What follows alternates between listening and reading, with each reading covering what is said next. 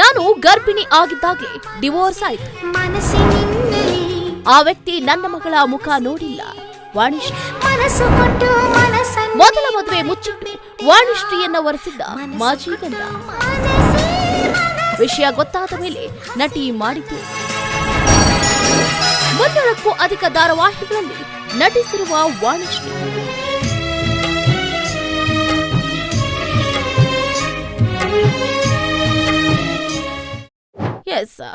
ನಟಿ ವಾಣಿಶ್ರೀ ಕನ್ನಡದ ಹಲವು ಧಾರಾವಾಹಿಗಳು ಮತ್ತು ಸಿನಿಮಾದಲ್ಲಿ ನಟಿಸಿ ಪ್ರಖ್ಯಾತಿಯನ್ನ ಪಡೆದಿದ್ದಾರೆ. ವಾಣಿಶ್ರೀಯವರು ಸದ್ಯ ಕಿರುತೆರೆಯಲ್ಲಿ ಸಕ್ರಿಯರಾಗಿದ್ದು, ಕಿರುತೆರೆ ವೀಕ್ಷಕರಿಗೆ ಇವರು ಪರಿಚಿತರು. ವಾಣಿಶ್ರೀ ಅವರ ಗಂಡ ಯಾರು ಅನ್ನುವ ಕುತೂಹಲ ಹಲವರಲ್ಲಿ ಇತ್ತು. ಈ ಬಗ್ಗೆ ಮೊದಲ ಬಾರಿಗೆ ವಾಣಿಶ್ರೀ ಮನವಿಚ್ಚಿ ಮಾತಾಡಿದ್ದು ಡಿವೋರ್ಸ್ ಆಗಿದ್ಯಾಕೆ ಅನ್ನೋದನ್ನ ರಿವೀಲ್ ಮಾಡಿದ್ದಾರೆ. ಕನ್ನಡದ ಚಿತ್ರನಟಿ, ಕಿರುತೆರೆ ನಟಿ ವಾಣಿಶ್ರೀ ಚಿರಪರಿಚಿತ ಹೆಸರೇ ಹೌದು. ನಾಯಕಿಯಾಗಿ ಹೆಚ್ಚು ನಟಿಸದೇ ಇದ್ರೂ ಪೋಷಕ ನಟಿಯಾಗಿ ಸಾಕಷ್ಟು ಸಿನಿಮಾಗಳಲ್ಲಿ ಬಣ್ಣ ಹಚ್ಚಿದ್ದಾರೆ. ದಿಗ್ಗಜ ಕಲಾವಿದರ ಜೊತೆ ತೆರೆಯನ್ನ ಹಂಚಿಕೊಂಡವರು ಇವರು. 300ಕ್ಕೂ ಅಧಿಕ ಧಾರಾವಾಹಿಗಳಲ್ಲಿ ನಟಿಸಿದ್ದಾರೆ. ಇವತ್ತಿಗೂ ಕಿರುತೆರೆಯಲ್ಲಿ ಬ್ಯುಸಿಯಾಗಿದ್ದಾರೆ. ನಟಿ ವಾಣಿಶ್ರೀ 90ಕ್ಕೂ ಅಧಿಕ ಸಿನಿಮಾಗಳು ಮತ್ತು 300ಕ್ಕೂ ಅಧಿಕ ಧಾರಾವಾಹಿಗಳಲ್ಲಿ ನಟಿಸಿ ಸೈ ಎನ್ನಿಸಿಕೊಂಡಿದ್ದಾರೆ. ಬಿಗ್ ಬಾಸ್ ಕನ್ನಡ ಸೀಸನ್ 4ರಲ್ಲಿ ವಾಣಿಶ್ರೀ ಸ್ಪರ್ಧಿಸಿದ್ರು. ಒಂದು ಕಾಲದಲ್ಲಿ ಬಹಳ ಪೀಕ್ನಲ್ಲಿದ್ದ ಸಮಯದಲ್ಲೇ ವಾಣಿಶ್ರೀ ಮದುವೆ ಆಗ್ತಾರೆ. ಮದುವೆಯಾದ ಕೆಲವೇ ವರ್ಷಕ್ಕೆ ಗಂಡನಿಂದ ಡಿವೋರ್ಸ್ ಅನ್ನು ಪಡೆದುಕೊಳ್ತಾರೆ. ವಾಣಿಶ್ರೀ ಅವರ ಗಂಡ ಯಾರು, ಡಿವೋರ್ಸ್ ಪಡ್ಕೊಂಡಿದ್ದಾರಾ, ಹಾಗಾದ್ರೆ ಯಾಕೆ ಅನ್ನೋ ಪ್ರಶ್ನೆ ಹಲವರಲ್ಲಿ ಇತ್ತು. ಇಂತಹ ಪ್ರಶ್ನೆಗಳಿಗೆ ನಟಿ ವಾಣಿಶ್ರೀ ಇದೀಗ ಉತ್ತರಿಸಿದ್ದಾರೆ. ಹೌದು, 90ರ ದಶಕದಲ್ಲಿ ವಾಣಿಶ್ರೀ ಕನ್ನಡ ಸಿನಿಮಾಗಳಲ್ಲಿ ಮಿಂಚಿದ್ರು. ದೂರದರ್ಶನದ ಧಾರಾವಾಹಿಗಳಲ್ಲಿ ನಟಿಸಿದ್ರು. ಓಂ ಚಿತ್ರದಲ್ಲಿ ಶಿವಣ್ಣನ ಸಹೋದರಿ ಪಾತ್ರದಲ್ಲಿ ನಟಿಸಿದ್ರು. ಬಳಿಕ ಹೂಮಳೆ, ಸ್ವಸ್ತಿಕ್, ಸ್ಪರ್ಶ ಸೇರಿ ಹಲವು ಸೂಪರ್ ಹಿಟ್ ಸಿನಿಮಾಗಳಲ್ಲಿ ನಟಿಸಿದ್ದಾರೆ. ಸದ್ಯ news on news YouTube channel ಸಂದರ್ಶನವೊಂದರಲ್ಲಿ ವಾಣಿಶ್ರೀ ಮಾತನಾಡಿದ್ದಾರೆ. ತಮ್ಮ ಬಣ್ಣದ ಬದುಕು ಹಾಗೆ ವೈಯಕ್ತಿಕ ಜೀವನದ ಬಗ್ಗೆ ವಿವರಿಸಿದ್ದಾರೆ. ನನಗೂ ಮೊದಲೇ ಅವರಿಗೆ ಇನ್ನೊಂದು ಮದುವೆಯಾಗಿತ್ತು. ವಾಣಿಶ್ರೀಯವರು ಬಹುಬೇಡಿಕೆಯ ನಟಿಯಾಗಿ ಗುರುತಿಸಿಕೊಂಡಿದ್ರು. ಆ ಸಮಯದಲ್ಲೇ ಮದುವೆ ಆಫರ್ ಕೂಡ ಬಂದಿತ್ತು. ಮದುವೆಯ ನಂತರ ಅಂದುಕೊಂಡಂತೆ ಗಂಡನಿಂದ ವಾಣಿಶ್ರೀ ಅವರಿಗೆ ಪ್ರೀತಿ ಸಿಕ್ಕಲಿಲ್ಲ. ಅದರ ಹಿಂದೆ ಇದ್ದ ಕಹಿ ಸತ್ಯವನ್ನ ಇದೀಗ ವಾಣಿಶ್ರೀಯವರು ರಿವೀಲ್ ಮಾಡಿದ್ದಾರೆ. ಪ್ರೀತಿ ವಿಶ್ವಾಸಕ್ಕೆ ಬೆಲೆ ಇಲ್ಲದಿರುವ ವ್ಯಕ್ತಿಯನ್ನ ಮದುವೆ ಆಗಿದೆ. ಅವರಿಗೆ ಜಾಮೀನು ರಹಿತ ವಾರೆಂಟ್ ಇತ್ತು. ನನ್ನನ್ನ ಮದುವೆ ಆಗೋದಕ್ಕೂ 2 ವರ್ಷದ ಮೊದಲೇ ಅವರು ಇನ್ನೊಬ್ಬರನ್ನ ಮದುವೆ ಆಗಿದ್ರು. ಅದು ಅವರು ಓಡಿ ಹೋಗಿ ಮಂಗಳೂರು ಕುದ್ರೋಳಿ ದೇವಸ್ಥಾನದಲ್ಲಿ ಮದುವೆ ಆಗಿದ್ರಂತೆ.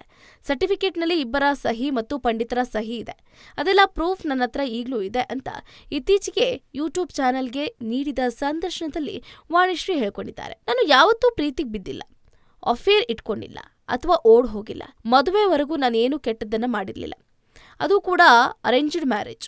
ನನ್ಗ್ಯಾಕೆ ಹೀಗಾಯ್ತು ಅಂತ ತುಂಬಾ ಬೇಜಾರಾಗಿದ್ದು ಇದೆ. ಇದೆಲ್ಲವೂ ನನ್ನ ಜೀವನದಲ್ಲಿ ನಾನು ಮತ್ತಷ್ಟು ಸ್ಟ್ರಾಂಗ್ ಆಗೋದಕ್ಕೆ ಕಾರಣ ಆಯಿತು ಅಂದಿದ್ದಾರೆ. ನಾನು ಅವರನ್ನ ತುಂಬಾ ನಂಬಿದ್ದೆ. ವಿಷಯ ಗೊತ್ತಾದಾಗ ಜಗಳ ಆಡದೆ ಮನೆ ಬಿಟ್ಟು ಬಂದ್ಬಿಟ್ಟೆ. ನನ್ನ ಮಗಳು ಖುಷಿ ಆಗ 5 ತಿಂಗಳ ಮಗು. ಇಲ್ಲಿವರೆಗೂ ನನ್ನ ಮಗಳು ಖುಷಿಯನ್ನ ಅವರು ನೋಡಲೇ ಇಲ್ಲ. ಒಂದು ದಿನ ಖುಷಿಯನ್ನ ಸ್ಕೂಲ್ನಿಂದ ಕರ್ಕೊಂಡು ಹೋಟೆಲ್ ಒಂದಕ್ಕೆ ಹೋಗಿದ್ದೆ. ಅಲ್ಲಿ ನಾನು ಅವರನ್ನ ನೋಡಿದೆ. ಅವರು ಅಲ್ಲಿ ಕೂತ್ಕೊಂಡಿದ್ರು. ಖುಷಿ ಆವಾಗ 2ರಿಂದ 3ನೇ ತರಗತಿಯಲ್ಲಿ ಓದ್ತಿದ್ಲು. ಅವಾಗ ನಿಮ್ಮಪ್ಪ ಅಲ್ಲಿದ್ದಾರೆ, ಬೇಕಾದ್ರೆ ಅವರನ್ನ ಹೋಗಿ ನೋಡ್ಕೊಂಡು ಬಾ ಅಂತ ನಾನೇ ಅವಳನ್ನ ಕಳಿಸ್ದೆ. ಅವಳು ಹೋಗಿ ಅವರ ಅಪ್ಪನನ್ನ ನೋಡ್ಕೊಂಡು ಬಂದ್ಲು. ಆದರೆ ಏನು ಕೂಡ ಹೇಳಿಲ್ಲ. ನಾನು ಅವರನ್ನ ತುಂಬಾ ನಂಬಿದ್ದೆ. ಅವರ ಕೆಲಸ ಏನು ಅಂತ ಕೇಳಿರ್ಲಿಲ್ಲ.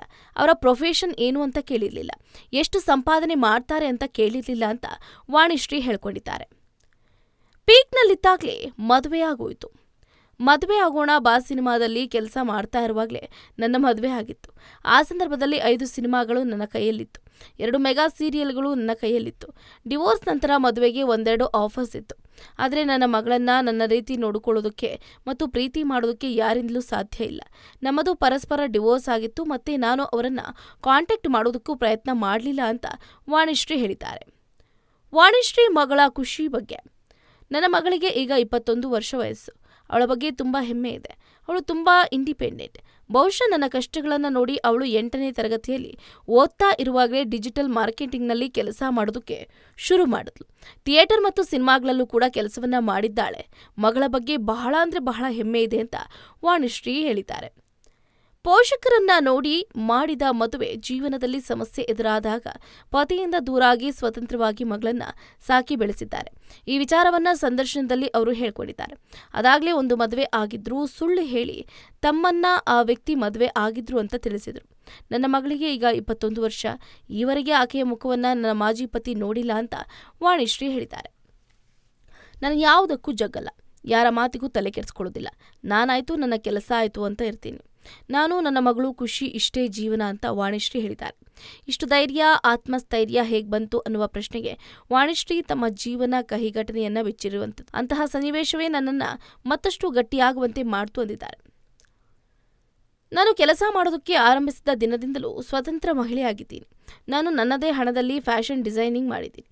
ನಾನು ಯಾರೊಟ್ಟಿಗೂ ಪ್ರೀತಿಲಿ ಬಿದ್ದಿಲ್ಲ, ಓಡ್ ಹೋಗಿಲ್ಲ, ಅಫೇರ್ಸನ್ನು ಇಟ್ಕೊಳ್ಳಿಲ್ಲ. ನಾನು ಮದುವೆಯಾಗಿದ್ದ ವ್ಯಕ್ತಿಯಿಂದ ನನಗೆ ಪ್ರೀತಿ ವಿಶ್ವಾಸ ಸಿಗಲಿಲ್ಲ. ನನಗೆ ಬಹಳ ನೋವಾಗಿತ್ತು. ನಾನು 5 ತಿಂಗಳ ಗರ್ಭಿಣಿ ಆಗಿದ್ದಾಗ ಸಮಯ ಆಯಿತು.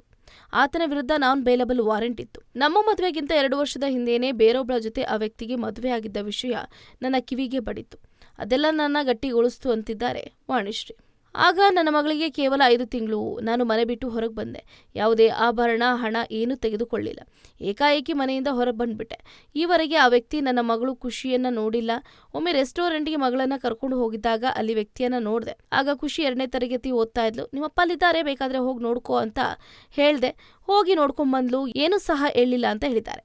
ಇನ್ನು ನಾನು ಆ ವ್ಯಕ್ತಿಯ ಹಿಂದೆ ಮುಂದೆ ಏನು ಕೇಳದೆ ಮದುವೆ ಆಗೋಗ್ಬಿಟ್ಟಿದೆ.